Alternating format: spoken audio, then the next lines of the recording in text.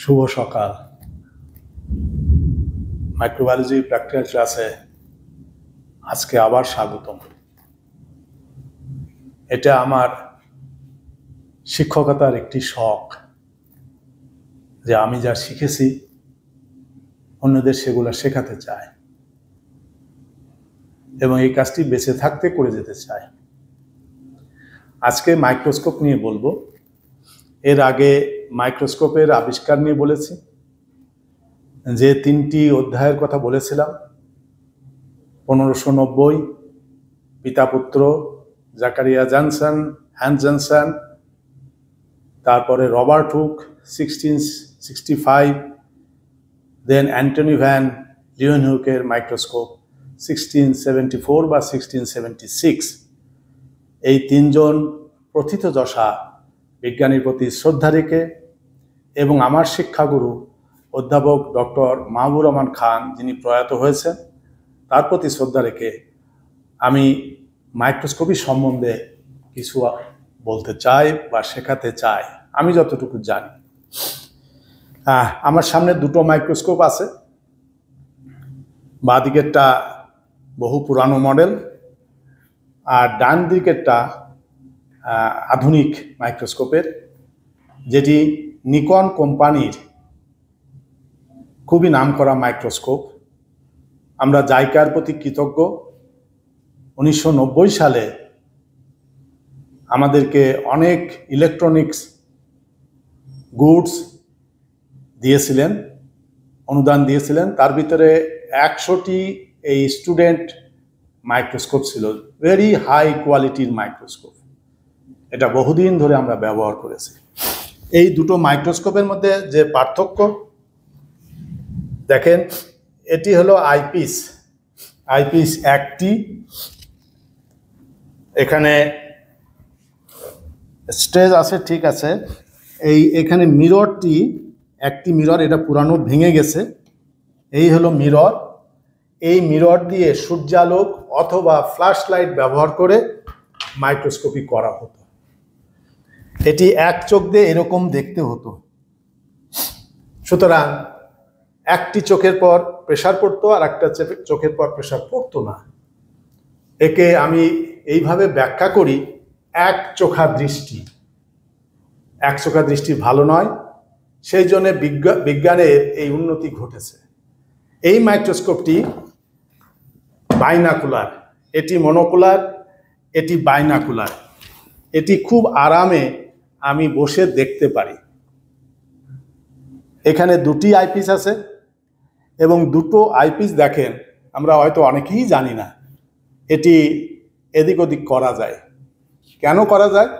কারণ এই দুটো চোখ সব মানুষের পজিশন একরকম নয়, যার ফলে এটা দিয়ে অ্যাডজাস্ট করতে হয়। এমনকি এই চোখের পজিশনের জন্য এই লেন্সও অ্যাডজাস্ট করতে হয়। এটি হলো বিজ্ঞানের অগ্রযাত্রার সাফল্য। সরি, এখন আমি খুব সিম্পলভাবে যদি মাইক্রোস্কোপি কিভাবে করতে হয় সেটা নিয়ে বলি। আমি একটি লেন্স, এই আরেকটি লেন্স। আমার ডান হাতের লেন্সটি হলো অবজেক্টিভ লেন্স, বাঁ হাতের লেন্সটি হলো আইপিস বা অকুলার লেন্স। তাহলে মাইক্রোস্কোপির জন্যে 2টি লেন্স দরকার। একটি অবজেক্টিভ লেন্স। কেন অবজেক্টিভ লেন্স নাম হলো? কারণ এটি স্টেজের কাছে থাকে। অবজেক্ট যেটিকে আমি দেখব, স্লাইডটি যার উপরে স্টেজে ফোকাস করব, সেই স্যাম্পল বা অবজেক্টকে দেখার জন্যে যে লেন্সটি প্রথমে কানেক্টেড হয় সেটি অবজেক্টিভ লেন্স। আর যে লেন্সটি চোখের কাছে থাকে সেটি আই লেন্স বা অকুলার লেন্স বা আইপিস। এই মাইক্রোস্কোপিতে এই দুটো লেন্সের গুরুত্ব খুবই গুরুত্বপূর্ণ। বিভিন্ন পাঠ্যপুস্তক থেকে পড়া এবং নিজের বুদ্ধি খাটিয়ে যেটা আমি ব্যাখ্যা করি, এইরকম মাইক্রোস্কোপিতে দুটো জিনিসের গুরুত্ব খুব বেশি। আমি ইংরেজিতে দুটো লেটার দিয়ে সেটি বোঝানোর চেষ্টা করি। সেই দুটো লেটার কি? আমার নাম দিয়ে বলার চেষ্টা করি। সেটা হলো আমার নাম মিহির লাল সাহা।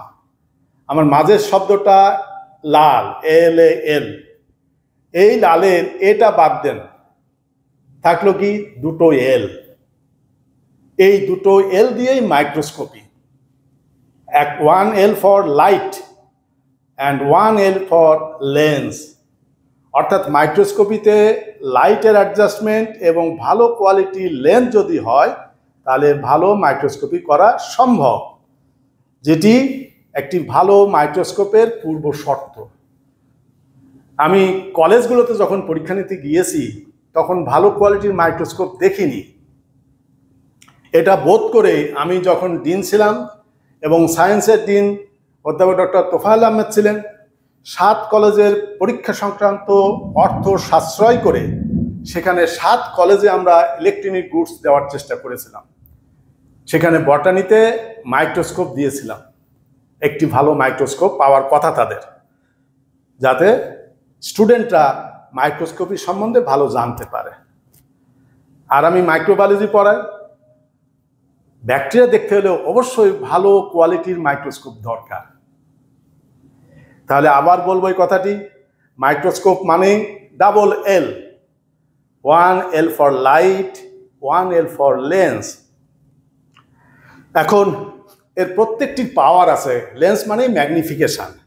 সাধারণত আই পিছে থাকে 10x, অনেক মাইক্রোস্কোপে 20xও ব্যবহার করা যায়, কারণ এটা চেঞ্জেবল।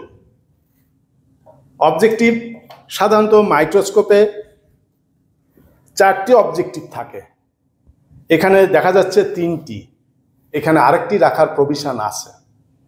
যদি সেটা আমরা লাগাই, সাধারণত 4টা কি থাকে, 4x, 10x, 40x, 100x। এটা ইউনিভার্সাল না, তবে 10x, 40x, 100x এটা মোটামুটি ইউনিভার্সাল। তাহলে এই অবজেক্টিভ থাকার দরকার হয়। এই অবজেক্টিভের আমি গায়ে একটা জিনিস লেখা থাকে NA। 4x এর ক্ষেত্রে 0.10, 10x এর ক্ষেত্রে 0.25, 40x এর ক্ষেত্রে 0.65, 100x এর ক্ষেত্রে 1.25। এই সংখ্যাটা কি? এই সংখ্যাটি হলো নিউমেরিক্যাল অ্যাপারচার, অর্থাৎ লাইট কনডেন্স করার ক্ষমতা। একটা জিনিস লক্ষ্য করেছি যে 4x এ ছিল 0.10, আর 100x এ যখন গেলাম হাই পাওয়ার অবজেক্টিভ, সেটাতে গেল 1.25। এই যে সংখ্যাটা যত বেশি হবে তত তার লাইট কনসেন্ট্রেট করার, কনডেন্স করার ক্ষমতাটা বেশি, এবং এটা খুবই গুরুত্বপূর্ণ। সেই জন্য বলেছি লাইট ইজ ইম্পর্টেন্ট। তাহলে আমরা সাধারণত 10x এর ব্যবহারটা বেশি করি, কিন্তু মাইক্রোবায়োলজিতে 10x এ দেখার পরে 40x, পারলে 100x। কিন্তু খুব কম ক্ষেত্রে 100x এর ব্যবহার করা হয়। থাকা সত্ত্বেও মাইক্রোস্কোপে 100x আছে অবজেক্টিভ, কিন্তু তার ব্যবহারটা করি না, বা করা হয় না, বা ব্যবহার করার প্রক্রিয়া জানি না। আশ্চর্য না? 10x, 40x এর ব্যবহার করতেছি, 100x এর ব্যবহার করতেছি না। যদি আপনারা একটু লক্ষ্য করেন, প্রিয় শিক্ষার্থীবৃন্দ, সম্মানিত শিক্ষকবৃন্দ, দেখবেন 100x এর গায়ে OIL লেখা আছে, তার মানে অয়েল। এর অর্থ ওই 100x অবজেক্টিভ ব্যবহার করতে হলে পরে একটি তেল ব্যবহার করতে হবে। আমরা বাঙালিরা তৈল মর্দনে বিশ্বাস করি, লেন্সও তাই। এই লেন্সটি তেল না দিলে কাজ করে না। কেন তেল দিতে হবে? কারণ এখানে লাইটের আবার চলে আসবে রিফ্র্যাকশন। লাইট এক মাধ্যম থেকে আর এক মাধ্যমে যখন যায় তখন সে বেঁকে যায়। তা আমরা মাইক্রোস্কোপে এই যখন স্লাইড সেট করি, এখানে যখন স্লাইডটা সেট করলাম, এখান থেকে এটা হলো বিল্ট ইন লাইট, অর্থাৎ আগেরটা দেখিয়েছিলাম মিরর, অর্থাৎ ডিপেন্ডেন্ট লাইট ছিল, আর এখন ইন্ডিপেন্ডেন্ট ইলেকট্রিক কানেকশন দিয়ে আমরা লাইটটা দিতে পারি। সরি। তাহলে এইখান থেকে যখন লাইটটা এই গ্লাস পার হয়ে অবজেক্টিভে যাবে, তখন এই লাইটটা বেঁকে যায়। যত পাওয়ার বেশি হয় তত distance in between objective and slight কমতে থাকে। তো লাইট যদি বেঁকে যায় তাহলে সম্পূর্ণ লাইট অবজেক্টিভে গেল না। লাইট তো তার নিজের কথা শুনবে, কিন্তু মানুষ অনেক সময় নিজের কথা শুনতে নাও দিতে পারে। সে বেঁকিয়ে যাওয়া বা বেঁকে যাওয়া থেকে আটকাতে পারে। কিভাবে? গ্লাসের রিফ্র্যাক্টিভ ইন্ডেক্স 1.5, বাতাসের ইন্ডেক্স এটা আরো কম।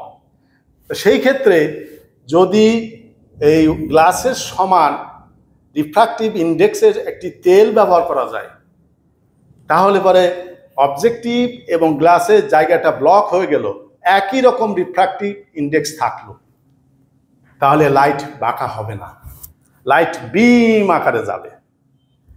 তাহলে লাইটটি বিম আকারে না নিলে পরে মাইক্রোস্কোপিতে 100x দিয়ে ভালো দেখা যাবে না। সে কারণেই এই তেলের ব্যবহার।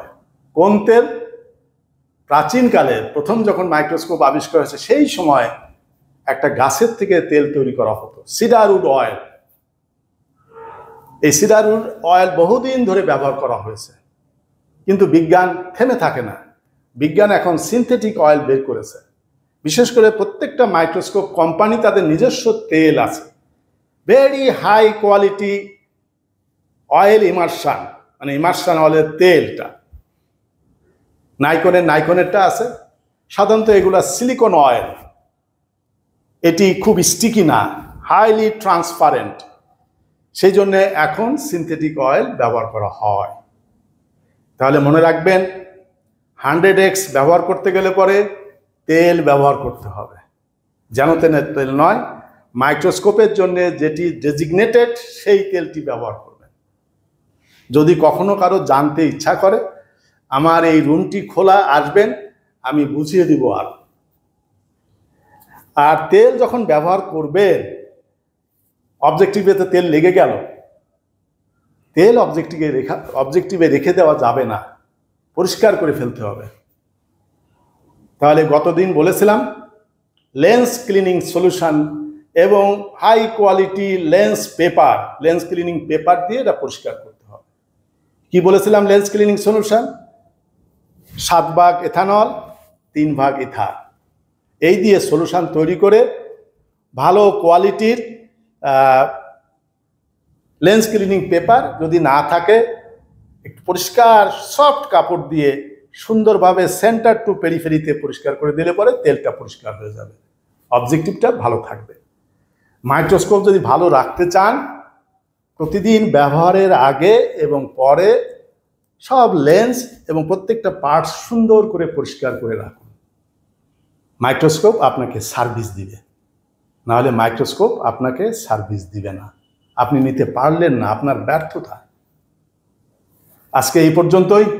সকলে ভালো থাকুন, সঙ্গে থাকুন, আবার দেখা হবে। আপনারাই আমার অনুপ্রেরণার উৎস। সকলের মঙ্গল কামনা করি। ধন্যবাদ।